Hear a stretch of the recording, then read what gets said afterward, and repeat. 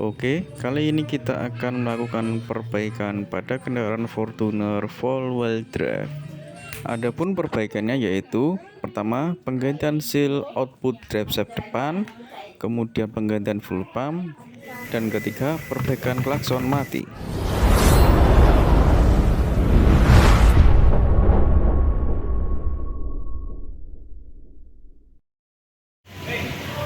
Oi.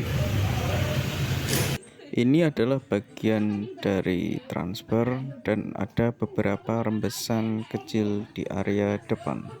Setelah kita periksa, rembesan berasal dari seal output drive depan.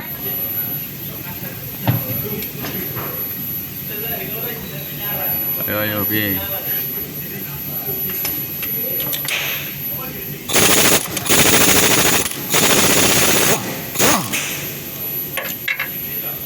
Di sini ada 4 mur. Untuk bagian depan juga ada 4 mur dan baut sebagai pengikatnya. Ini kondisi setelah propeller depan terlepas dan seal output dari transfer berada di belakang flank. Kemudian kita lepaskan mur penguncinya dan selanjutnya kita bongkar flanknya.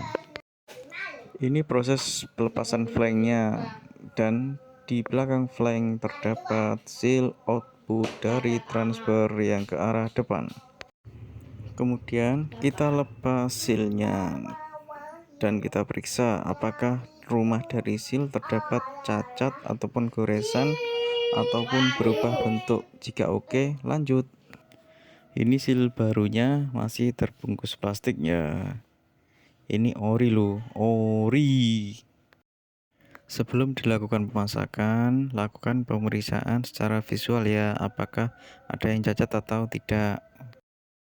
Ini adalah seal lama dan terlihat bahwa di area seal karetnya ini sudah ketas atau rapuh. Ini seal baru sudah terpasang di dudukannya, dan pastikan pemasangannya tepat. Lakukan pemeriksaan pada flank dan pastikan bidang kerja dari seal tidak tergores. Kalau tergores, percuma diganti sealnya. Pasang flank pada dudukannya, kemudian pasang murnya, momen sesuai ketentuan, dan lakukan penguncian pada murnya. Lakukan pembersihan pada bekas kebocoran, kemudian lakukan tes jalan untuk mengetahui apakah masih ada kebocoran atau tidak. Pekerjaan kedua kita adalah penggantian full pump dengan unit yang sama. Kenapa dilakukan penggantian full pump? Karena dari hasil pemeriksaan, tekanan full pumpnya itu rendah, tidak sesuai standar.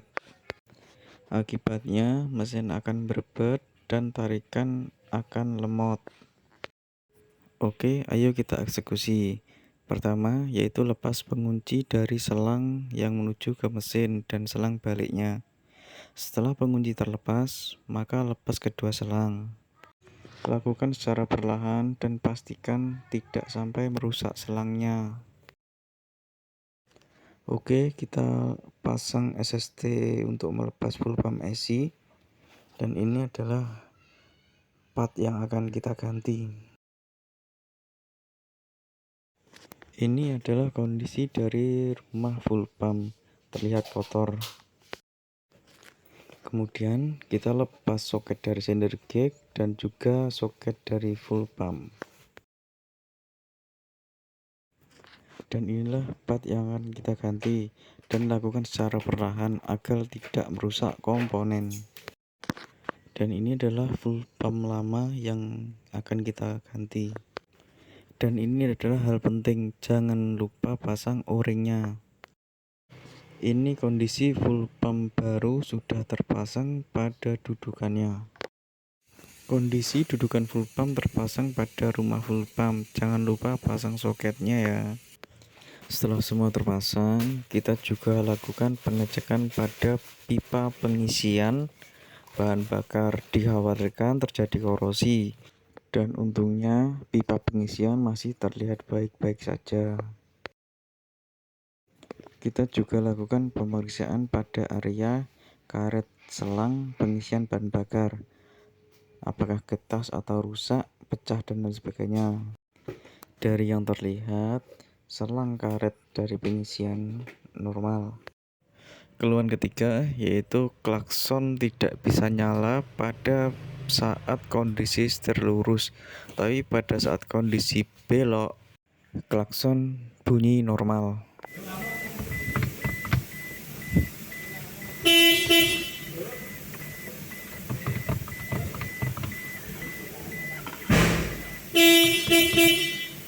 Ini adalah rangkaian dari klakson.